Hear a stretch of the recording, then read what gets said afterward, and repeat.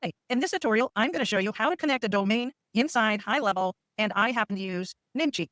I'm Ann Marie Walts. Welcome to Think Your Way to a Million. I have 30 years of business experience, and I provide tutorials. Hit the subscribe button, and be sure to grab my free course.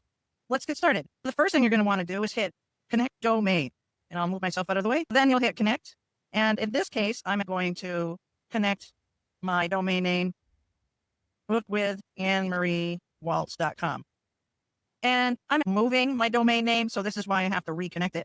And I thought, hey, I might as well show you how. Now you'll hit connect, and you're going to have a couple options. You can either add the record manually, and if you get a little intimidated by DNS, take your time. And the other beauty of this is that if you happen to have your domains located in Cloudflare, what's really cool is that HighLevel connects to Cloudflare and will do the heavy lifting for you.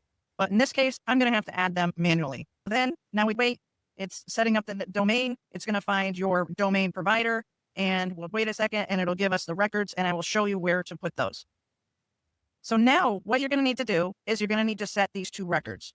The A record is where your root domain will live, and then you're going to need to set a C name, and that will be the www version, and then you will copy and paste these in the respective areas. I have my other window open, and I already added this record, so now I'm going to go ahead and add the C name. So what you'll do is you'll copy this, you'll go over here, and you can see that I added the A record. But if you happen to be inside Namecheap, then right here where it says add new record is where you're going to find what it is that you need to be able to put in.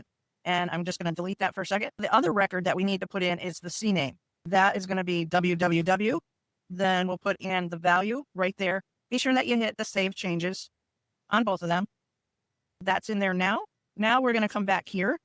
And the next thing you're going to do is you're going to verify the records. Sometimes it verifies quicker than others. It can take up to 24 hours, but in most cases, with my experience with HighLevel, it can take in a matter of minutes. We'll just wait for this a second. And look at that. It's already set, and now we can use it to be able to build a funnel. So be sure to check out my next video on how to build a funnel. Again, hit subscribe. If you have any questions at all, feel free to drop them in the comments below. I do answer all of my comments myself.